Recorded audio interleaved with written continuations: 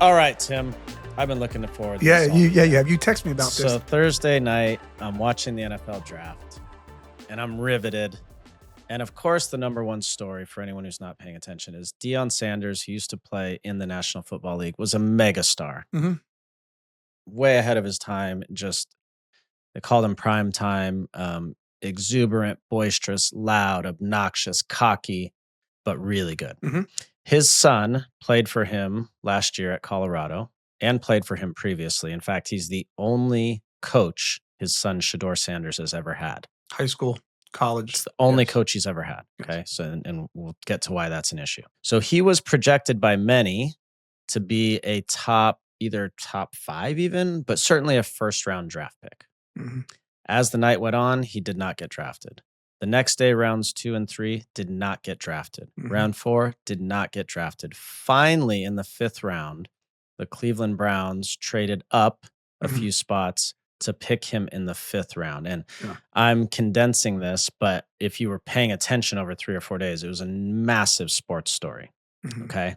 Here's what happened, Tim. I'm just giving you behind the scenes, okay? Because I spoke to people who are in this world a little bit, and then I've also just been doing my research. So Mhm. the problem with Shedeur Sanders and Yeah. the problem with Deion Sanders. Yeah. Shedeur Sanders is a talented quarterback. Yep. Okay. Not elite, Mhm. not one of the best ever type, but like probably the second, third, fourth, depending on who you ask, whatever. Mhm. Most talented quarterback in this draft. Yep. Okay. So the way the NFL works though is when you get a quarterback that's good, you Mhm. hold on to them for dear life. Mhm. And you're not bringing anyone else in. So that's, let's call it half the league, 2/3 of the league. Mhm. There are only so many teams that want to actually then or need to draft a quarterback. Mhm. Now, what people may or may not realize is behind the scenes, Deion Sanders was calling teams and telling teams, if you draft my son, he's not going to go play for you because I don't want him going to your team because you're Mhm. not a good team, you're not a good organization, whatever. So he was playing this game, and a few of those teams said, all right, screw you then. We're not going to draft him. And then there were only a couple teams, maybe the New Orleans Saints, maybe your Giants, maybe the Pittsburgh Steelers, who in their evaluation process just didn't rate him that highly. Mhm. So next thing you know, he just dropped like a ton of bricks. Mhm. And it was a really uncomfortable situation for him and his family because they've also got a film crew following them everywhere. They've got it live streamed on Twitch, this whole deal. Mhm. And he ended up falling to the 5th round. And now basically what a 5th round draft pick is you get a tryout Mhm. to make the team Mhm. versus he could have been a top 5, 10, 15 pick, Mhm. cost himself tens of millions of dollars, Yeah. or his family or whoever cost him tens of millions of dollars. Mhm. And now we'll see what happens. So I'm laying the groundwork there. I have a lot more, but I want to hear what you have to say. Yeah, no, I wasn't from the people who I'm close with in the NFL. They tell me it's an unforgiving league. It's the most unforgiving league physically Yeah. there is. When scouts and GMs select a player, yeah, they get it wrong sometimes, for sure. But there are very few like Tom Brady's, right? Not the success that he had, but where he came from to have the success. Most of the time, these coaches and organizations get it right for the most part. This is a story because everybody passed on him. The team that took him passed on him. They multiple times. They actually took Right. Gabriel, a quarterback from Oregon, ahead of him.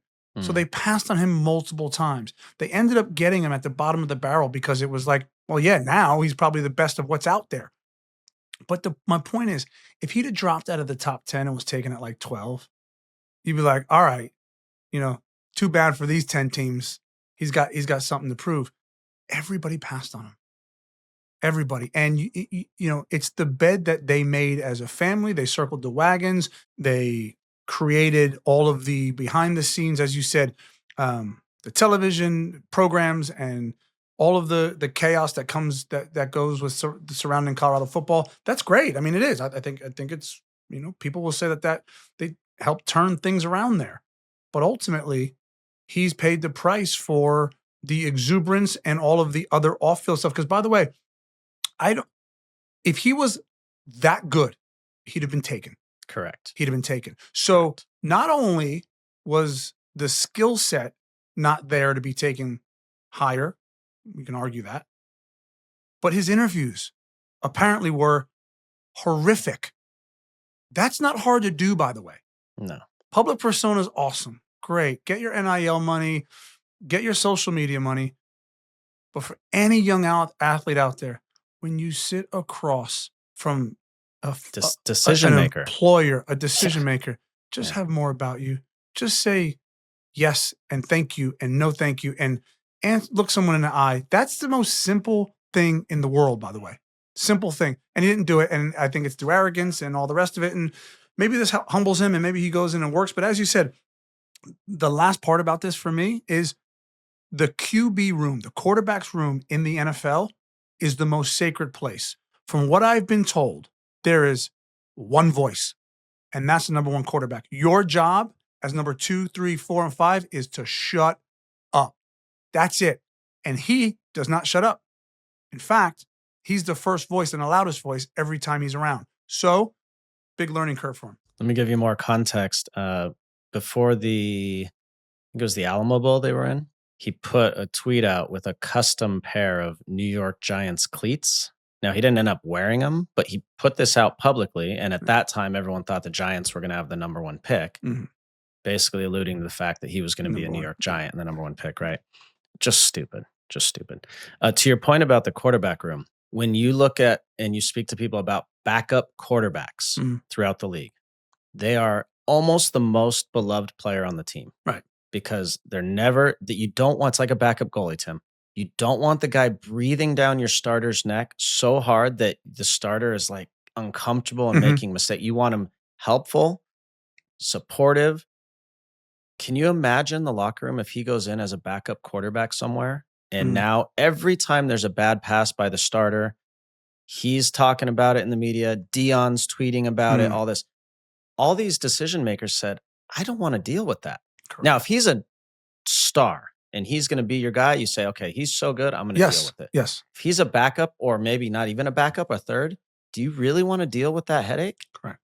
Do not. You don't want to deal with that headache. Speaking of headaches, and this is the one part that I left out, which I'm certain played a part.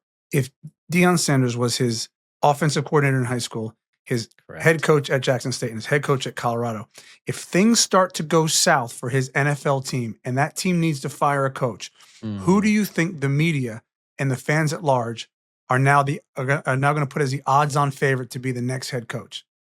Deion Sanders. That's a problem. The cautionary tale is just shut up and do your job on the field. And the last thing is there's a video of Cam Ward, who was the number 1 overall pick this year, with Shedeur Sanders. And they're doing like a throwing practice or something. And Shedeur says, hey, let's do a little dance together for TikTok. And Cam Ward says, I'm a football player. I'm here to throw the football. And he says, oh, what? You don't want to do some content, whatever? And he says, no, I'm a football player. I'm here to play.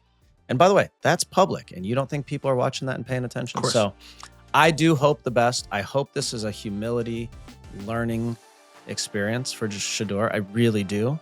And it would be a great resurrection story. But it's just a cautionary tale where be careful. Be careful what you're doing.